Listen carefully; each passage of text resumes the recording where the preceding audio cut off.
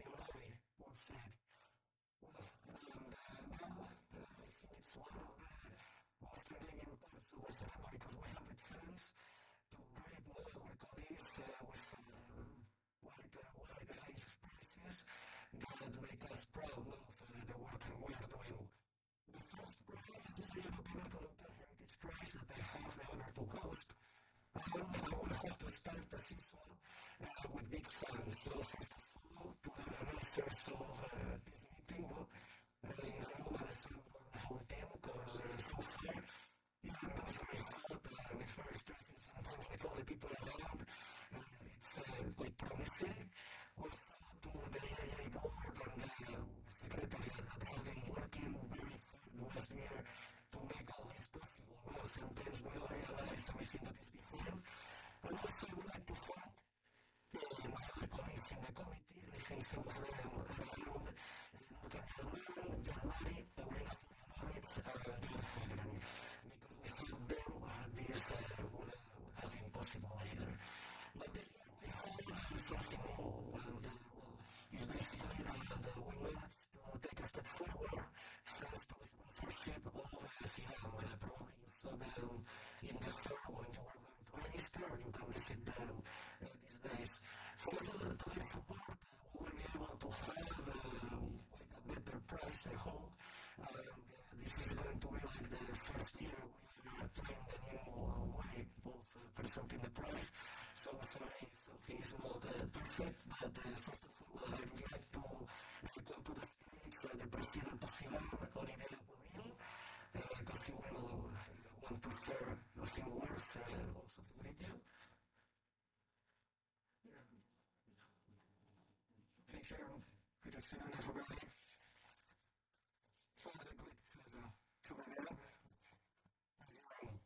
Dear guests, dear colleagues, and friends of archaeology. It is great joy and immense pride that we gather here today to celebrate the exceptional labor and discovery of the archaeologists. On behalf of Salam Laboratory, I am very honored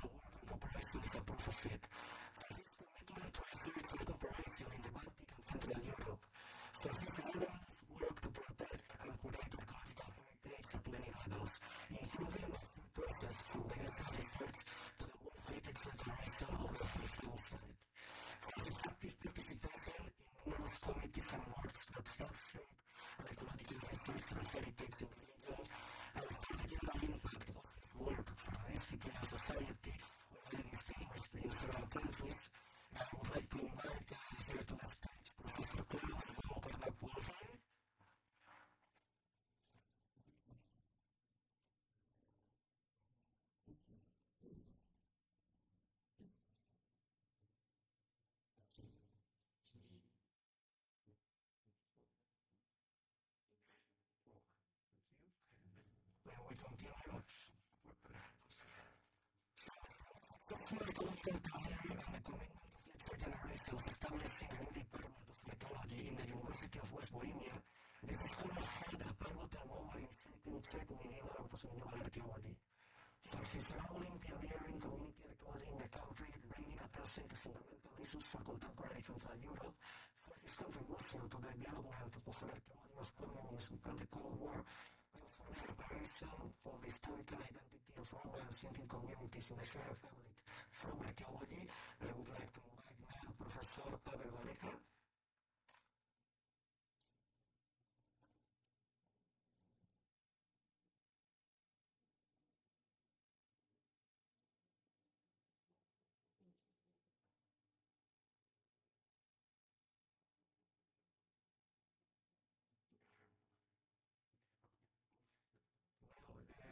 Times of war and unrest are always tragic, and you realize that they have a strong impact in archaeological heritage. For over 10 years, this has been the situation in Syria. Therefore, for her involvement in the documentation of damages and looting in archaeological sites and museums during the conflict, for her work in building community awareness and collaboration in the documentation and protection processes, for her commitment to make visible the impact of the conflict, collaborating with many European colleagues, and for her contribution to the management of the post-conflict Syrian archaeology, I would like to invite now Dr. Almansa.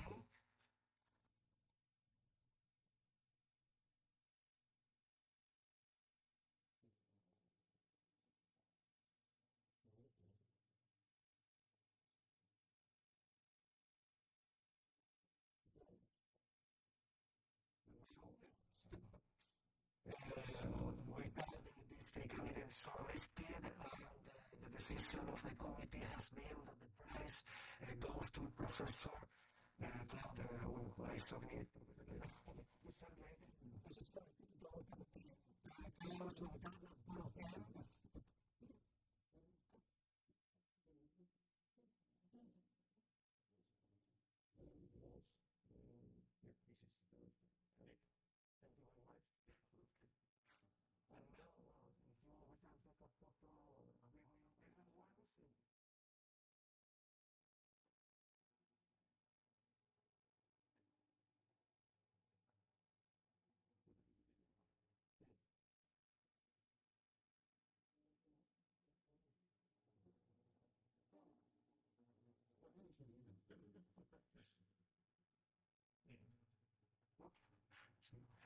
And now we will continue with the institutional prizes.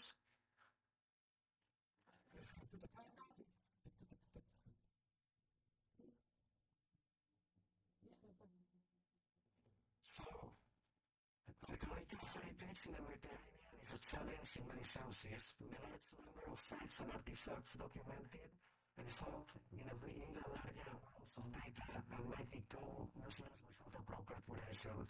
With complex management models that involve different administrations and stakeholders, the challenge becomes greater. For its commitment to make archaeological data fair, findable, available, interoperable, and usable with open source tools, for its impact in the engagement of users at many levels, and for its contribution to the improvement of archaeological heritage protection and management, I would like to invite, for this one, it was Elena Calandra from the National Geoportal for Archaeology.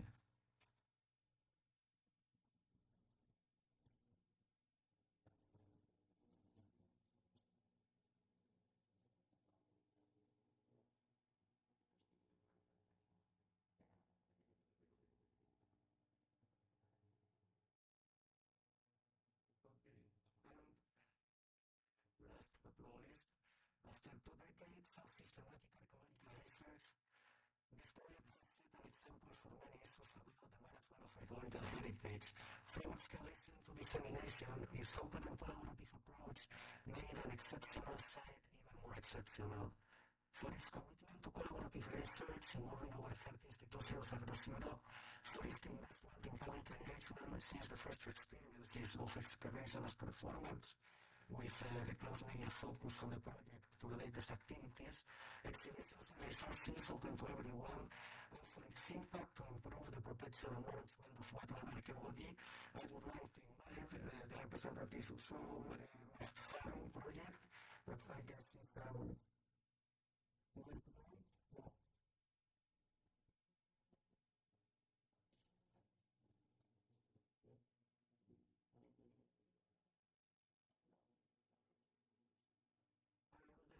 winner of 2024 Institutional European Heritage Prize.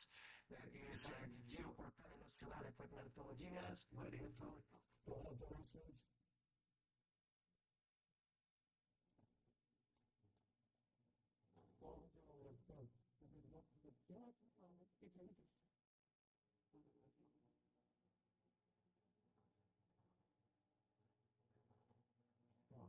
So basically that's it from our side. Please keep in like tuned to the social media and everything of the ANN because we will try to continue informing more about these people and projects so you can know the profiles better. And remember, start thinking about your candidates for next year.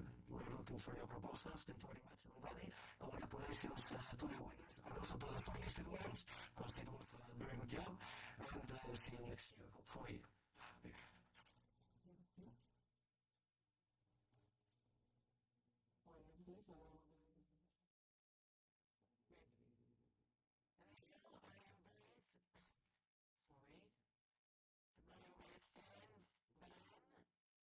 Trustee of the Oscar Montes Foundation for the Career Achievement Prize. Thank you.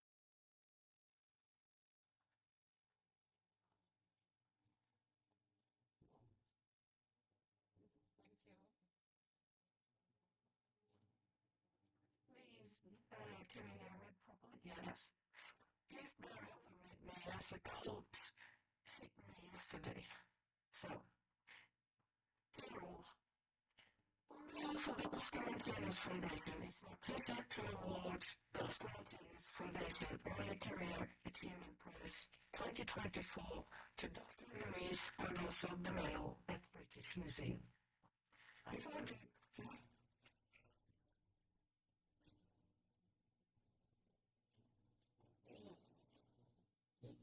before doing so, I would like to remind you the idea behind this award, which is to encourage, formally recognize and appreciate local young archaeologists, whether they work in academia, museums, heritage management, or commercial archaeology. The trustees of the Oscar Montes Foundation, Eric Marciniak, Margaret Cowan, and Lee Emil were truly impressed with the quality of this year's applications. We are grateful to all of you who have nominated the candidates. This made the competition particularly hard this year, and we must underline the difficulty to crown a winner. In the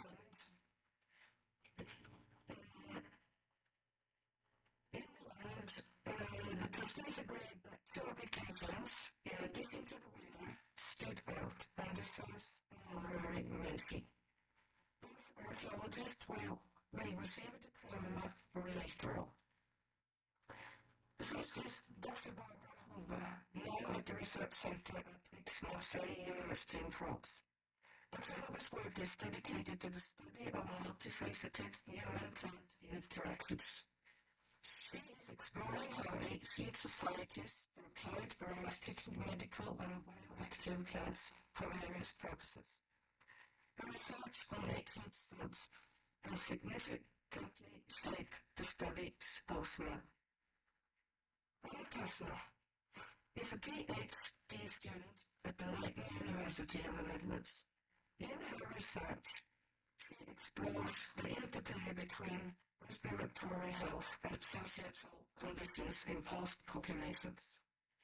The scholarly results are further enhanced by public engagement and educational efforts, which made the study of the past respiratory diseases relevant and accessible for today's society. The winner of the Oscar Montes Foundation Early Career Achievement Prize is receiving a diploma and 3 years membership of EAA. LMF is also supporting travel and accommodation expenses in Rome. I will now read a summary of the justification for the prize. Most Scholars of the Memo is awarded the 2024 prize on the grounds of social, innovative, interdisciplinary, and international impact of her early career work. Dr. De Mello is trained as an archaeologist, anthropologist, historian, and curator, specialized in Latin American archaeology, with emphasis on indigenous peoples and Afro-descendant communities in Amazonia. Her experience encompasses the development of community-based projects for the conservation and promotion for traditional knowledge, memory, and heritage. Dr. De Mello demonstrates social impact, applying her broad knowledge and experience to the development of community-based projects concerning conservation and promotion of traditional knowledge, heritage, and memory in South America and the Caribbean. The innovative impact of her work is expressed in an explicit attempt to decolonize traditional Western curatorial practices. Her work supports the ethnic identities of the communities she works with and helps to safeguard and secure the transmission of traditional culture and knowledge.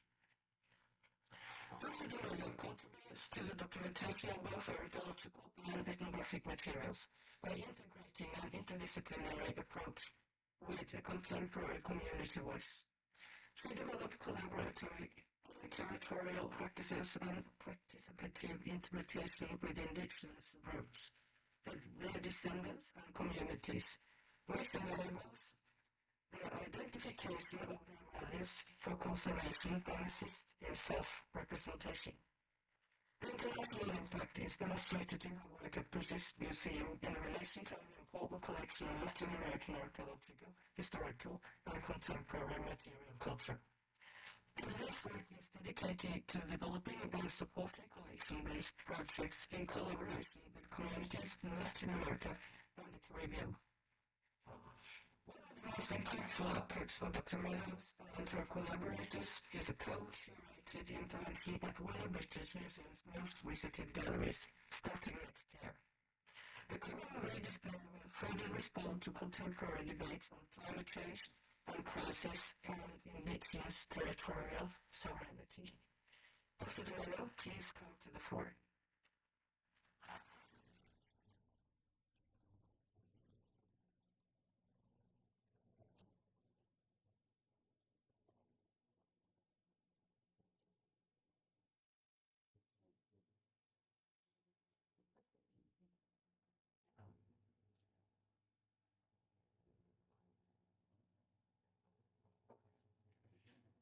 Thank you.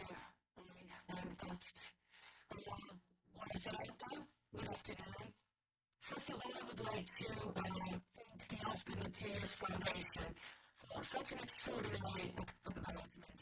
I feel truly honored and humbled. I'd also like to thank James Grover, the head of the American section at the British Museum, for nominating me for such the prestigious award. I'd like to take this opportunity as well to congratulate the organizers of this year's EAA conference for such an exciting event. Earlier today we were talking about significance, right? And standing here today at Almansa holds a special significance for me, as it was here where my career as an archaeologist actually started exactly 18 years ago. And I went on my first dig in Piazza Marina in Sicily, in collaboration between Almansa and University, where much of my academic path was shaped. If someone had told me back in 2006 that from excavating a Roman site, I would end up working alongside indigenous and Afro-descendant communities in Latin America, especially in Amazonia, I guess I would be surprised. But positively surprised. Now, as head of the Santo Domingo Center for Latin American Research at the British Museum, we have been developing transdisciplinary and collaborative work, which in a way builds on the foundations laid out by Oscar Montesinos himself in his typological approach. Yet, our work sets out precisely to challenge typologies and the way objects are classified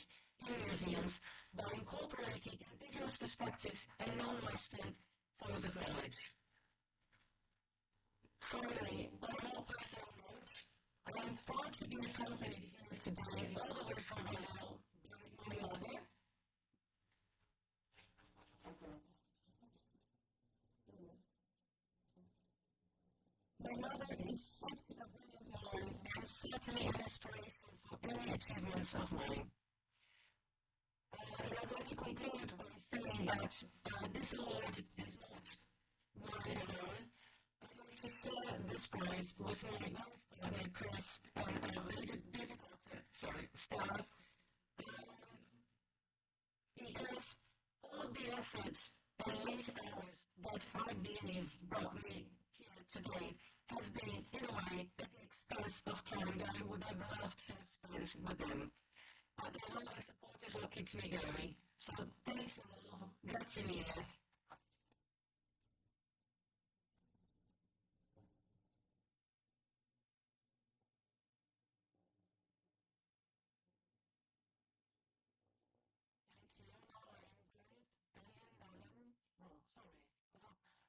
Sorry.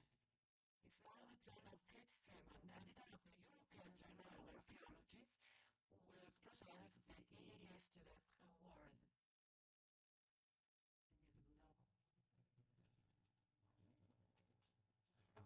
Hi everyone. I do this every year, but being able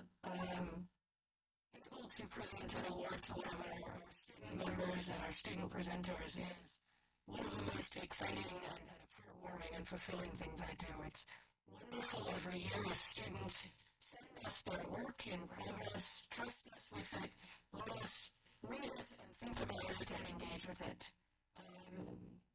This year's Student Praise Committee was very impressed, again, as we are every year, with all of our submissions, which came from everyone from undergraduate dissertations to PhD students near completion, all of them excellent in their own way.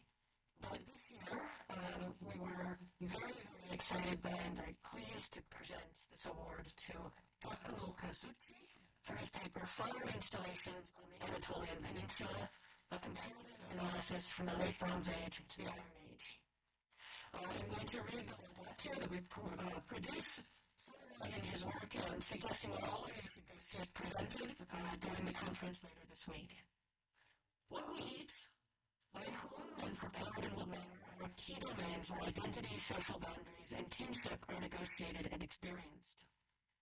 Food preparation and consumption also offers insight into the way people at different times and places shaped and interacted with their local and wider environments. Food, then, should be a major focus in our attempts to reconstruct past worlds and social relationships from the archaeological record. In his paper, Fire Installation on the Anatolian Peninsula, a comparative analysis from the late Bronze Age to the Iron Age, Giacomo Casucci examines the traces of cooking-related pyrotechnologies dated to the Anatolian late Bronze Age and early Iron Age from about 1650 to 650 BC. He uses these analyses to contribute new modes of perceiving social continuity and change, as well as mobility during these periods, through the elaboration of two case studies. Casucci first looks at bread making in late Bronze Age and early Iron Age contexts. Tendir, a sort of clay oven for making unleavened bread, were found throughout southeast Anatolia in the late Bronze Age, but not in Hittite-influenced zones of central Anatolia until the early Iron Age. Casucci used technological and residue analysis, supplemented by observation of contemporary bread making and experimental cooking, to argue that during the earlier period, people in those Hittite-influenced zones instead used large, flat ceramic plates to make unleavened bread, a continuity from earlier centuries. He next explores the diffusion of so-called Aegean-style hearths, which have been hypothesized to have been introduced to coastal areas in the later Bronze Age by migrants from the Aegean who brought their traditional foodwares and cooking tools with them. A close study of archaeological evidence allows Casucci to suggest that instead of being exclusive to migrating Aegeans, these installations represented an exchange of food-making techniques and changing practices of foodway among dynamic cultural groups that included both mobile individuals and members of the local population. He concludes by highlighting the special perspective on cultural change and interpersonal contact offered by food technologies. The small-scale daily techniques of preparation and consumption tell a more nuanced, more complex, and more human story of contact, change, and tradition than grand narratives have allowed. We congratulate Giacomo Casucci and look forward to the publication of his paper. Please allow me.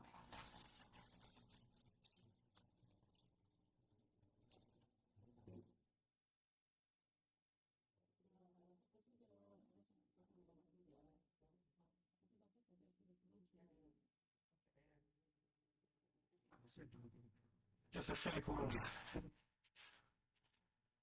So, I thought, okay, without it's a pleasure and an honor to receive this award. I would just like to thank the organizer of this great important event and the student award selection committee for giving me this recognition. Thanks also to the organizer of the panel for the processing and cooking practices in Europe, North Africa, and Western Asia, who have allowed me to be here, and the president of Ashton for my PhD research on the food waste and cooking tools, was spread out during the second and first millennium BC. Finally, I would like to thank the directors, and all the members of the Archaeological mission of Archaeological, Tinikayuk, Sukayuk, and Boskoy for the support and the permission to study the materials on which part of my research I will present tomorrow is based. So I hope that these days will be a productive moment of exchange for everybody, and enjoy your own. Thank you again.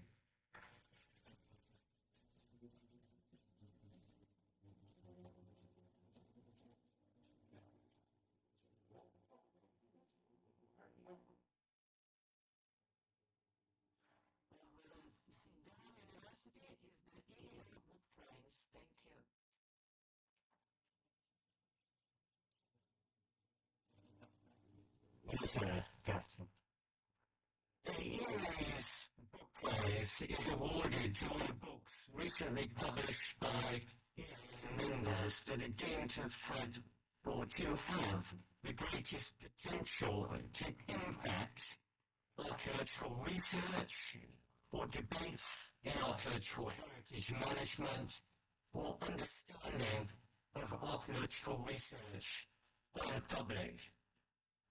The committee was made up this year of 9 members who I really must thank, because I've never thanked them before and I always feel guilty. They generously share their time and their opinions. They are Ryan Palmer, Jan Kona, Lars Manonakakis, Boris Matic, Mehmet Odoan, Marina Pasquinucci, one of your own, Christopher Prescott, Nicholas Shane, and myself as chair. This year we received 25 nominations of books. Of these, we shortlisted 6, the details of which have already been publicised on the EA's website. In the end, it turned out to be a battle. And it was last year as well, but this was a real battle, because it was a battle between 2 Irish giants, the result of which was so close that we have inevitably chosen to present an award to each of them, and a pair of those giants, perhaps. So, as the first one I'll describe, I'll read the little detail now and invite the author up here.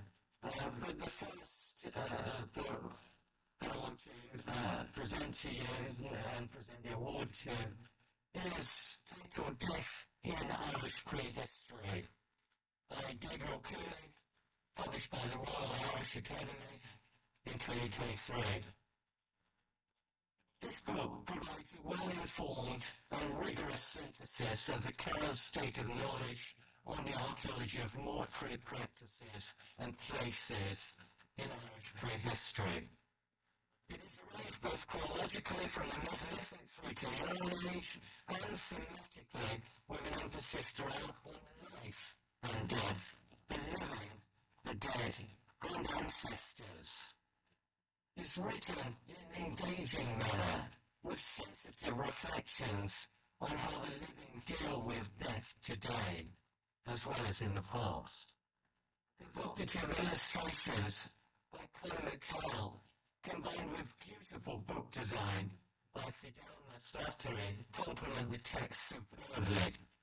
These features will make the book attractive and accessible for archaeologists and non-specialists alike.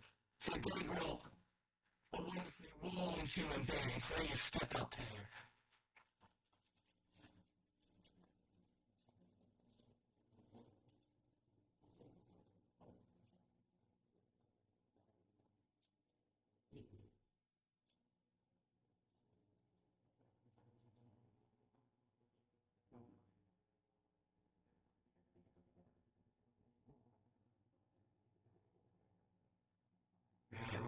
thanks, Robin, for that very kind introduction. The show going, coming ground show, I'm delighted to be here to accept this award.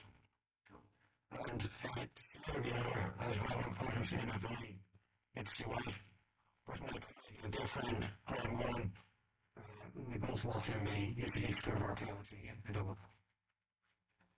It's a pleasure to acknowledge the dedication and work and publications of many colleagues in archaeology, osteoarchaeology, and related disciplines who work in Ireland or on Ireland, and who really made this book possible. It's our scholarship that enables and underpins the people-based approach that I took in Death and Irish History. And I think it's appropriate now, taking the afternoon of the theme of the conference, persistence and change, is that one of the key motifs that I try and bring out in the book, this notion of contact, changing warfare practices, but also persistence of how people treat their dead. The book is very much a collaborative effort, and I'm really grateful to Colin McHale, whose drawings, both technical and imaginative, add so much to the text. Colin and I were extremely lucky to work with the publication team of our Irish Academy. And the fact that so many reviewers have commented so much on the quality and materiality of the book as an object is a testament to the skill and excellence of Kennedy, who's a senior editor in the Irish Academy, and for Fiona Stafford, the RIA designer, for the design of the book, and for enhancing the text and illustration so effectively. And I'm delighted that Clara, Helena, and Fidelma were here to share the prize. My work is only possible because of the love and enjoying support from my family over a long time. My wife married a course together, children, Owen, Emma, and their families. And again, I'm delighted that our daughter Anna is here to represent all that family. Many workers that I talked to us, our EAA performer. Thanks again for the award of the EAA Book Prize. Thank you.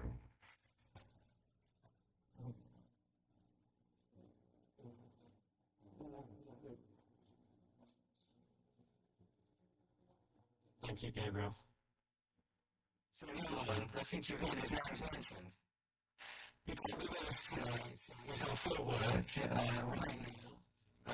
But he'll join us through a video presentation. But the second book is titled Hunter Gatherer Ireland, Making Connections in an Inland World. It's by Graham Warren, published by Oxford Books in 2022. So this book provides an informative, critical and absorbing overview of Ireland's first human inhabitants during the Mesolithic. Through its mobilization of contemporary archaeological theory, it foregrounds Mesolithic people and their connections with other people, plants, animals, places, and spirits. In the process, it engages with current debates on topics spanning our endangered climate, through to the legacies of colonialism in archaeological thought and practice. And through an emphasis on difference, it successfully defines the distinctive features of the Irish Mesolithic, while also explaining points of contact and comparison with the European Mesolithic. It's worth adding here that the author strongly underlines the importance of European scientific networks and research funding. These multiple dimensions will ensure the book's scholarly impact on hunter-gatherer archaeology globally. So Graham, I think we applaud you in your absence.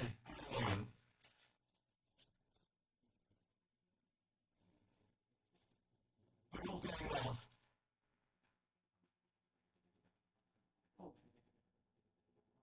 Thanks to the EA Book Prize Committee for their consideration of Hunter-Gatherer Ireland. I'm genuinely delighted and backstage like to level up the prize this year. I'm even more delighted to share the prize with my very good friend and colleague, Gabriel, who no book is simply the product the person whose name is Ola Frozen, and that's very true from Together Ryan, and there's many, many friends and colleagues who contributed to making that book what it was. I'd like to thank the New City School of Archaeology, especially for providing a 12-month sabbatical on completion of my as his head of school.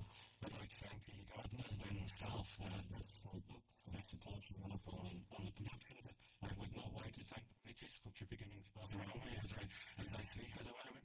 I'm also only grateful to my family, Elder, Si, Ollie, who has supported a lot through the process, and a definite shout out to Si for their wonderful and on the illustrations for the book, including some covering machine. One of my aims in writing the book was to try and foreground the diversity of elements of personal environment, which included trying to give a place to lots of the material in uncovered and developer funded archaeology in recent years. And I'm really pleased that along with Selection Together and Gabriel's book as well is a thematic review, diversity of Irish history. And it's testimony to the quality of Irish archaeology and the quality of the Irish archaeological profession. But two books focused on Irish prehistory have been recognised by the EAA in this way. Thank you very much indeed.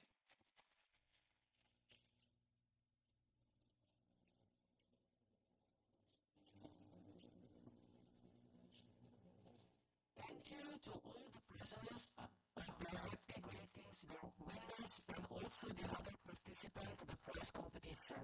They all deserve our consideration for the quality and their activities. Please, dear President, Professor Menfi, I guess it's now your turn to present the awarding of the honorary membership of the European Association of Archaeologists. Thank you.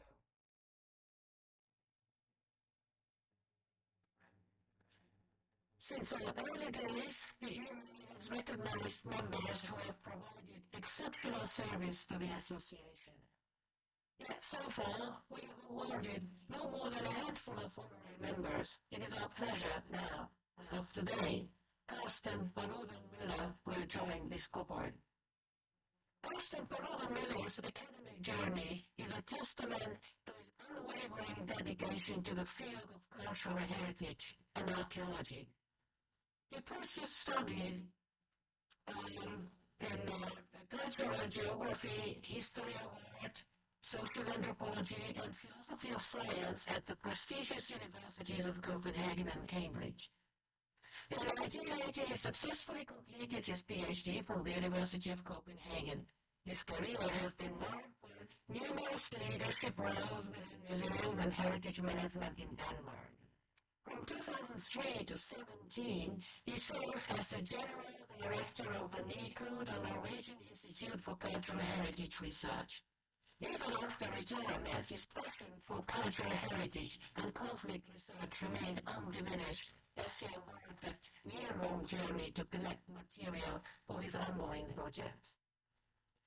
Aside from his work as an expert on geopolitics of heritage for the Council of Europe and various other institutions, Karsten is currently affiliated with the Cambridge Heritage Research Centre. He focuses specifically on areas of conflict, like the Caucasian region, Armenian heritage in Turkey and Azerbaijan. Karsten has used his extremely broad scale of expertise to the benefit of EAA as a long-standing member since 2000. He served in the Executive Board as Treasurer for 6 years and another 2 terms on the Heritage Prize Committee in parallel with his position as an Oscar Montelius trustee. Anytime the board has needed help or they didn't know how to react to a question or request regarding conflict situations, Karsten has been the first person to ask for a steer. Karsten has been more than an expert for the EAA. He has taken a rigorously ethical stance in all instances. He has responded with great wisdom and diplomacy, including when there have been different opinions even within the EAA. He has always been here for the war and for our entire large family. Karsten has been a real pillar for the EAA, both in peaceful and somewhat turbulent times. We trust that you will continue safeguarding us in the matters of cultural heritage for long years to come, and we are deeply grateful for his mentorship and guidance. Carsten, please come to the stage.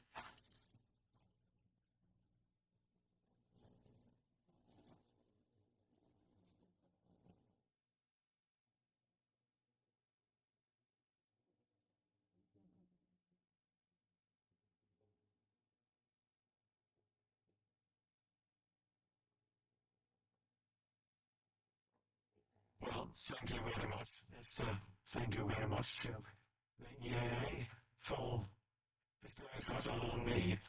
I'm really very moved and thankful for that. I'm also very moved and thankful to see so many members, perhaps not in this room, but all over. Now, the EAA has grown beyond 5,000 members, which is quite incredible achievement and quite a hard work for those in charge, for the board, the president, the secretariat, everyone. You've made it done a tremendous work. And it's encouraging to see so many people gathering around the EAA, because we live in a time when we need people to talk together about heritage, people to understand each other's heritage, people to understand the potential for good and for bad of heritage. We live in a period where truth and lies are difficult to distinguish. We live in a period of what some of us have called cognitive warfare, where also the past and the evidence from the past is being enrolled. And I think it's so important that we maintain academic standards to keep heritage out of the abuse, but also to protect heritage from the destruction which goes on during the conflicts that we have so many of today. I can only encourage you to focus on that aspect, to continue to work on that, to help people in need who risk their own lives to protect the heritage they have around them. I think it's very important that you are so many now. We live in a time when Europe has become a very small place, and we shouldn't really divide ourselves. We should talk between ourselves to understand each other, but also our deep relationships and connectedness with the wider world. Europe is not enough in itself. Europe is part of the world, and our heritage is deeply impacted by the rest of the world. So, thank you very much for the honor, and I'm very proud and very happy and very thankful. Thank you so much.